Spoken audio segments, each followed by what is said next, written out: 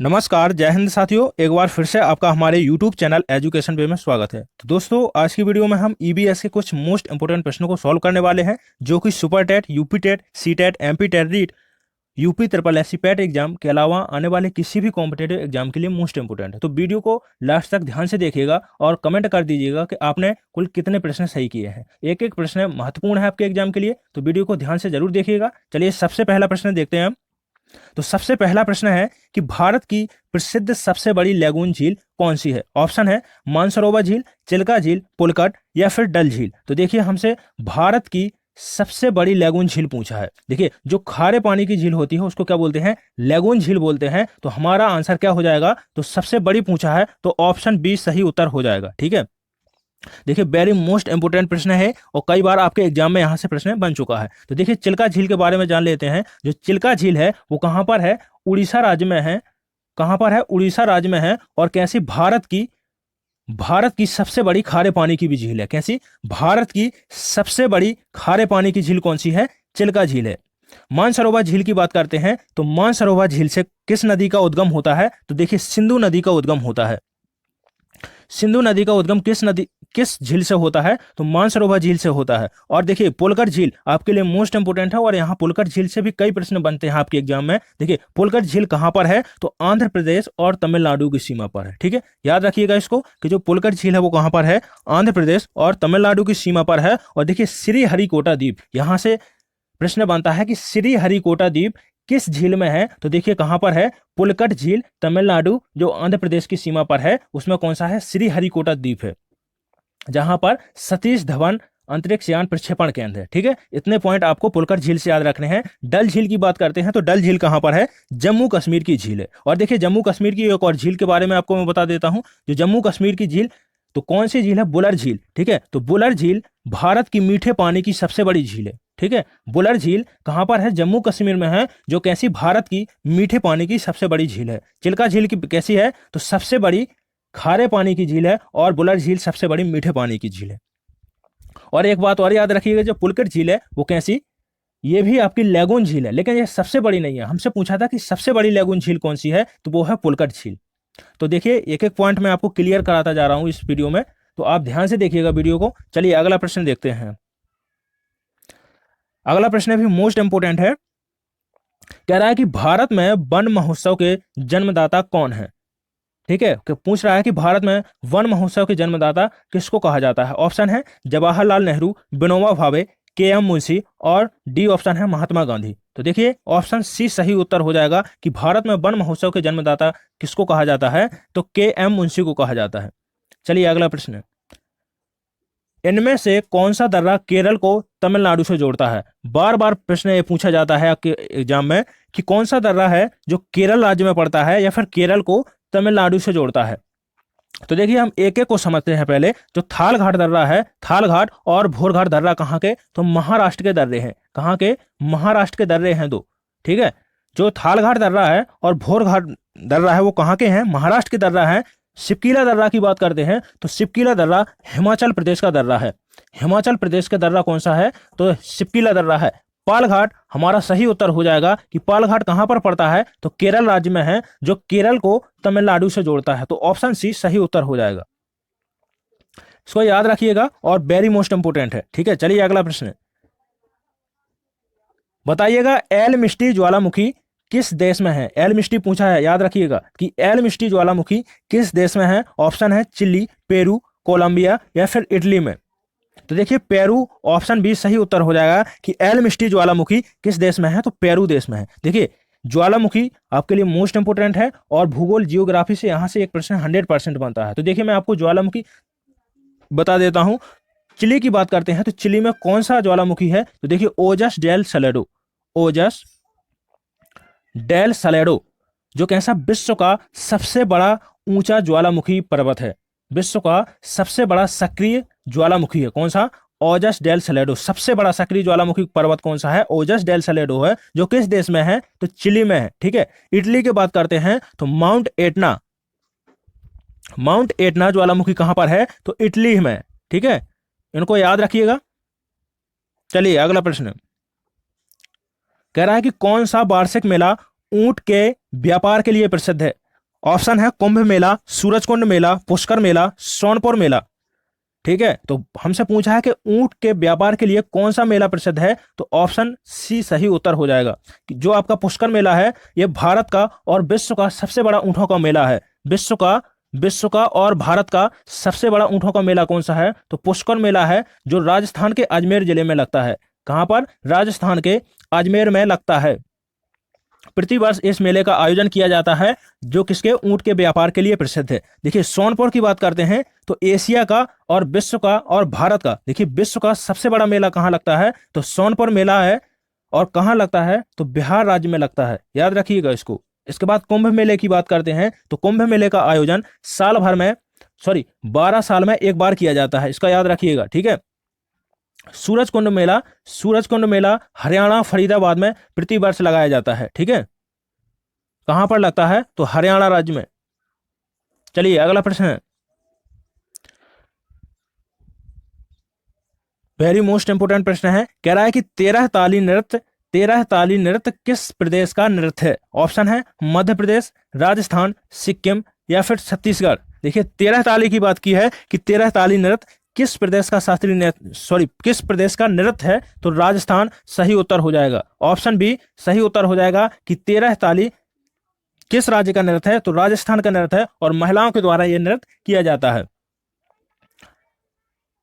और देखिए छत्तीसगढ़ की बात करते हैं, यदि आपसे पूछता है कि पांडवानी नृत्य कौन सा, पांडवानी नृत्य किस राज्य का प्रसिद्ध नृत्य है, तो देखिए छत्तीसगढ़ सही उत्तर हो जाएगा। चलिए अगला प्रश्न कह रहा है कि ब्लैक पैगोडा किस प्रदेश में है।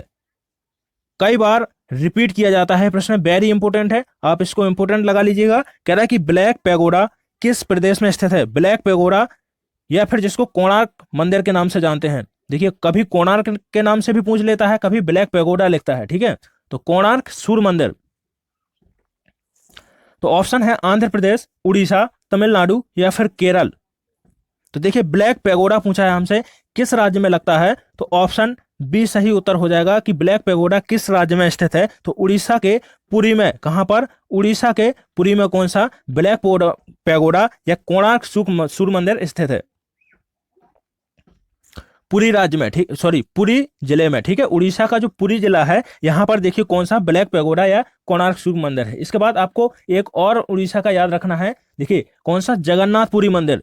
जगन्नाथपुरी मंदिर भी कहां पर है, तो देखिए कहां पर है, उड़ीसा राज्य में। तो ब्लैक पैगोडा या जिसको कोणार्क सूर्य मंदिर बोलते हैं और जगन्नाथ मंदिर दोनों कहां पर है, तो उड़ीसा के पुरी जिले में है। चलिए अगला प्रश्न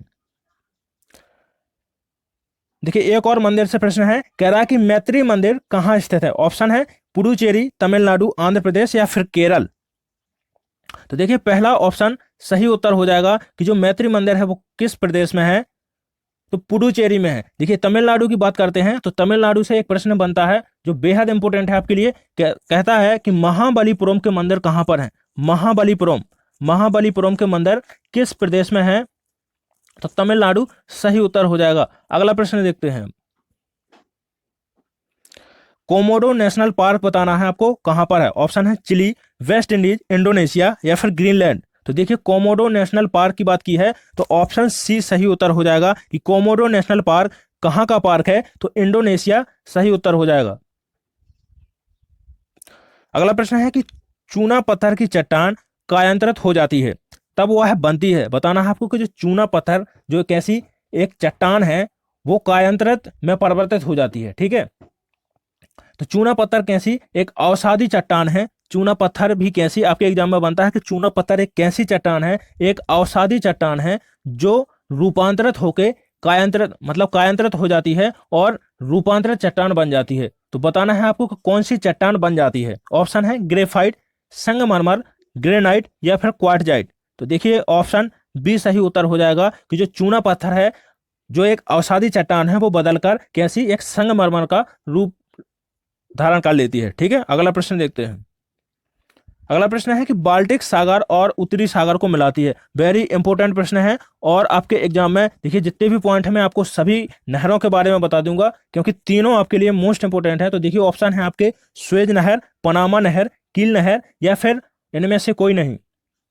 तो देखिए जो बाल्टिक सागर को उत्तरी सागर को मिलाती है वो कौन सी नहर है, तो ऑप्शन सी सही उत्तर हो जाएगा। अब देखिए हम बात करते हैं स्वेज नहर की, ठीक है। स्वेज नहर आपके लिए सबसे ज्यादा इंपॉर्टेंट है, तो इसको देख लीजिएगा। जो स्वेज नहर है वो किसको, भूमध्य सागर को लाल सागर से जोड़ती है, ठीक है। भूमध्य सागर को पूछा जाता है आपके एग्जाम में कि भूमध्य सागर को लाल सागर से, भूमध्य सागर को लाल सागर से कौन सी नहर जोड़ती है, तो वो है आपकी स्वेज नहर। और वेरी मोस्ट इंपोर्टेंट है, इसको आप याद रखिएगा कि जो आपकी स्वेज नहर है वो किसको जोड़ती है, तो किन दो सागरों को जोड़ती है, भूमध्य सागर को लाल सागर से जोड़ती है। इसके बाद पनामा नहर की बात करते हैं, तो पनामा नहर किस सागर को जोड़ती है, कैरिबियन सागर, कैरिबियन सागर को जोड़ती है। कैरिबियन सागर को प्रशांत सागर से जोड़ती है, किससे, प्रशांत महासागर से जोड़ती है, ठीक है। जो प्रशांत महासागर है विश्व का सबसे बड़ा, विश्व का सबसे गहरा और कैसी त्रिभुजाकार आकृति का सागर कौन सा है, प्रशांत महासागर है। चलिए अब अगला प्रश्न, आप इन तीनों नहरों को आप याद रखिएगा, आपके एग्जाम में कई बार यहां से प्रश्न बनता है। कह रहा है कि महाबली गंगा किस देश की सबसे बड़ी नदी है, ऑप्शन है थाईलैंड, इंडोनेशिया, श्रीलंका या फिर म्यांमार। तो आपको बताना है कि जो महाबली गंगा है, महाबली गंगा किस देश की सबसे बड़ी नदी है। तो देखिए ऑप्शन सी सही उत्तर हो जाएगा कि जो महाबली गंगा है कहाँ की, श्रीलंका की सबसे बड़ी नदी है। अब देखिए मैं आपको नदियों से संबंधित यहाँ पर खुलासा कर देता हूं कि कितने प्रश्न आपके एग्जाम में यहाँ से बनने के सबसे ज्यादा चांस रहते हैं, ठीक है। जो वर्ल्ड की है या फिर जो भारत की भी है उनके बारे में भी थोड़ा आपको मैं यहाँ पर बता देता हूँ, ठीक है। तो देखिए अगर हम सबसे बड़ी नदी की बात करते हैं कि विश्व की सबसे बड़ी, तो विश्व की सबसे बड़ी नदी कौन सी है, विश्व की सबसे बड़ी नदी है अमेजन नदी, ठीक है। अमेजन नदी है, कहां पर है, यदि पूछता है कि कहां पर है अमेजन नदी, तो अमेजन नदी किस महाद्वीप में है, बताइएगा, आप भी उत्तर कीजिएगा इसका। जो अमेजन नदी है किस महाद्वीप में है, तो दक्षिण अमेरिका की ये नदी है, ठीक है। इसके बाद देखिए जो कहां से निकलती है ये भी इंपॉर्टेंट है कि अमेजन नदी का उद्गम स्थल क्या है, ठीक है। तो अमेजन नदी का उद्गम स्थल एंडीज पर्वतमाला है, ठीक है, जो विश्व की सबसे लंबी पर्वतमाला है, ठीक है। इसके बाद विश्व की, अभी तो मैंने सबसे बड़ी नदी बताई है, अब बात करते हैं सबसे लंबी नदी की। तो सबसे लंबी नदी की बात करते हैं तो विश्व की सबसे लंबी नदी है नील नदी। आप सोच रहे होंगे कि ये इतने आसान प्रश्न क्यों बता रहे हो आप, ठीक है। तो मैं आसान नहीं बता रहा हूं, मैं एक ऐसा पॉइंट इसके बारे में बताने वाला हूं जो आपको वास्तविक में ना आता होगा, और यदि आता है तो चलिए आपका रिवाइज भी हो जाएगा, ठीक है। जो आपकी नील नदी है देखिए उसका उद्गम स्थल शायद आप जानते हो, तो मैं आपको बताने वाला हूं कि जो नील नदी का उद्गम स्थल कहां से है, विक्टोरिया झील से है। देखिए यहां से प्रश्न कैसे बनते हैं, तो नील नदी से जो प्रश्न बनते हैं वो कैसे बनते हैं, जो नील नदी है उसका उद्गम स्थल कहां पर है, जो उद्गम कहां पर है, तो उद्गम स्थल है नील नदी का विक्टोरिया झील। क्या है, विक्टोरिया झील। विक्टोरिया झील कहां पर है, अफ्रीका महाद्वीप में है, ठीक है, अफ्रीका महाद्वीप में। और इसके देखिए उद्गम से एक प्रश्न और बन जाता है कि जो ऐसी कौन सी नदी है जिसका उद्गम भूमध्य रेखा या विषुवत रेखा से होता है, ठीक है। तो देखिए नील नदी है जिसका उद्गम कहां से, विषुवत रेखा से होता है, ठीक है। तो विषुवत रेखा से या भूमध्य रेखा से किस नदी का उद्गम होता है, तो नील नदी का होता है, क्योंकि जो विक्टोरिया झील है कहां पर है, विषुवत रेखा पर है, ठीक है। और यदि अंत की बात करते हैं कि कौन सी नदी है जो भूमध्य रेखा से निकलती है या विक्टोरिया झील से निकलती है, जो कहां पर जाकर मिल जाती है, इसका अंत कहां पर होता है, तो देखिए जो भूमध्य सागर में जाकर मिल जाती है। ये पॉइंट आपको याद रखना है क्योंकि नील नदी से आपसे अक्सर ये प्रश्न बन जाता है, ठीक है। चलिए अगला प्रश्न देखते हैं। कह रहा है कि भारतीय प्रवासी दिवस कब मनाया जाता है, इंपोर्टेंट प्रश्न है और इसको आप नोट कर लीजिएगा। चलिए कह रहा है कि प्रवासी भारतीय दिवस कब मनाया जाता है, ऑप्शन है 9 जनवरी, 1 फरवरी, 12 जनवरी या फिर 15 अगस्त को। तो देखिए ऑप्शन ये सही उत्तर हो जाएगा कि प्रवासी भारतीय दिवस कब मनाया जाता है, तो 9 जनवरी को प्रवासी भारतीय दिवस के रूप में मनाते हैं। अब देखिए 12 जनवरी की बात करते हैं तो 12 जनवरी को राष्ट्रीय युवा दिवस मनाते हैं। और मोस्ट इंपोर्टेंट है, इसको आप याद रखिएगा कि जो 12 जनवरी है क्या मनाते हैं, तो राष्ट्रीय युवा दिवस। राष्ट्रीय युवा दिवस कब मनाते हैं, राष्ट्रीय युवा दिवस कब मनाते हैं, तो 12 जनवरी को मनाते हैं। और भी एक प्रश्न यहां से बनता है कि किस महापुरुष के जन्मदिन पर मनाते हैं, ठीक है, कि राष्ट्रीय युवा दिवस किस महापुरुष के जन्मदिन पर मनाते हैं या किस महापुरुष के जन्मदिन के उपलक्ष्य में मनाते हैं, तो देखिए स्वामी विवेकानंद। स्वामी जी जो आपके भारत के महापुरुष के रूप में जाने जाते हैं, कौन है? स्वामी विवेकानंद के जन्म दिवस पर राष्ट्रीय युवा दिवस मनाते हैं। और देखिए एक और कंफ्यूजन वाला यहाँ पर पॉइंट बनता है, कभी कभी आपको 12 जनवरी के स्थान पर 12 अगस्त दे देगा। क्या दे देगा? 12 अगस्त। और आपसे पूछेगा कि राष्ट्रीय युवा दिवस मनाया जाता है या फिर कहेगा कि अंतरराष्ट्रीय युवा दिवस मनाया जाता है। तो देखिए 12 अगस्त को मनाया जाता है अंतरराष्ट्रीय युवा दिवस, और 12 जनवरी की बात करते हैं तो 12 जनवरी को मनाया जाता है राष्ट्रीय युवा दिवस, जो स्वामी विवेकानंद की जयंती पर मनाते हैं। 15 अगस्त कमेंट करिएगा आप, ठीक है। चलिए अगला प्रश्न। अगला प्रश्न है कि भारतीय पशु चिकित्सा अनुसंधान संस्थान कहाँ स्थित है? तो ऑप्शन है पंतनगर, देहरादून, लखनऊ या फिर इज्जत नगर। हमसे पूछा है कि भारतीय पशु चिकित्सा अनुसंधान संस्थान कहाँ पर है, और मोस्ट इंपोर्टेंट प्रश्न है, यूपी स्पेशल्स की दृष्टि से भी आपके लिए वेरी मोस्ट इंपोर्टेंट प्रश्न है, इसको याद रखिएगा, मैं बार बार कह रहा हूं आपको, ठीक है। तो आपका जो सही उत्तर हो जाएगा ऑप्शन डी सही उत्तर हो जाएगा कि भारतीय पशु चिकित्सा अनुसंधान संस्थान कहाँ पर है, तो इज्जत नगर में है। और यदि कहता है आपसे कि औषधीय अनुसंधान अनुसंधान संस्थान कहाँ पर है, औषधि कौन सा? औषधि अनुसंधान संस्थान, औषधि अनुसंधान संस्थान कहाँ पर है, तो लखनऊ सही उत्तर हो जाएगा। भारतीय वन अनुसंधान संस्थान देहरादून में है। भारतीय वन अनुसंधान की बात करते हैं तो कहां पर है, या वन्य जीव भी संस्थान पूछता है कि वन्य जीव अनुसंधान संस्थान कहां पर है, देहरादून में है। और भारतीय वन अनुसंधान संस्थान कहां पर है, ये भी देहरादून में है, पंतनगर। पंतनगर से आपके एग्जाम में बहुत अच्छा प्रश्न याद बनता है, तो आप इसको याद रखिएगा। पंतनगर से बनता है प्रश्न कि भारत का प्रथम कृषि विश्वविद्यालय कहां पर स्थापित किया गया था, तो पंतनगर, ठीक है। तो कहां पर किया गया था कि भारतीय कृषि विश्वविद्यालय, भारतीय कृषि प्रथम विश्वविद्यालय, ठीक है। प्रथम भारतीय कृषि विश्वविद्यालय कहां पर स्थापित किया गया था, तो पंतनगर में किया गया था, ठीक है। किसके नाम पर? गोविंद बल्लभ पंत, ठीक है। चलिए याद रखिएगा, पंतनगर आपके लिए मोस्ट इंपोर्टेंट है कि भारत का प्रथम कृषि विश्वविद्यालय कहां पर स्थापित किया गया था, तो पंतनगर में स्थापित किया गया था। चलिए नेक्स्ट प्रश्न, मोस्ट इंपोर्टेंट प्रश्न है, इसको भी आप इंपोर्टेंट लगा लीजिएगा। एक एक प्रश्न मैं बता रहा हूं कि पूरा आज का एक एक प्रश्न आपके एग्जाम के लिए मोस्ट इंपोर्टेंट है। कह रहा है कि स्वर्णिम चतुर्भुज परियोजना किससे संबंधित है? ऑप्शन है सड़क परिवहन, वायु परिवहन, जल परिवहन या फिर रेल परिवहन से। देखिए ऑप्शन ए सही उत्तर हो जाएगा कि जो स्वर्णिम चतुर्भुज परियोजना है वो किससे संबंधित है, तो सड़क परिवहन से संबंधित है। अब देखिए यहां से प्रश्न बनता है कि किस प्रधानमंत्री के कार्यकाल में स्वर्णिम चतुर्भुज परियोजना लागू की गई थी, तो देखिए कौन से प्रधानमंत्री थे, कमेंट करिएगा आप इसके बारे में, ठीक है। चलिए अगला प्रश्न। देखो दोस्तों, सभी प्रश्न हमने एक एक प्रश्न आपके एग्जाम के लिए बहुत ही ज़्यादा इंपॉर्टेंट थे। आप इसको, यदि आपने वीडियो को अच्छे से नहीं देखा है तो फिर से एक बार आप इसको रिव्यू करिएगा, और यदि वीडियो अच्छा लगा हो तो प्लीज़ चैनल को सब्सक्राइब जरूर कीजिएगा और वीडियो को ज़्यादा से ज़्यादा शेयर करिएगा। इसके और ऐसे ही अच्छे प्रश्नों के साथ मैं फिर से एक बार आपके सामने आऊँगा। तब तक के लिए धन्यवाद।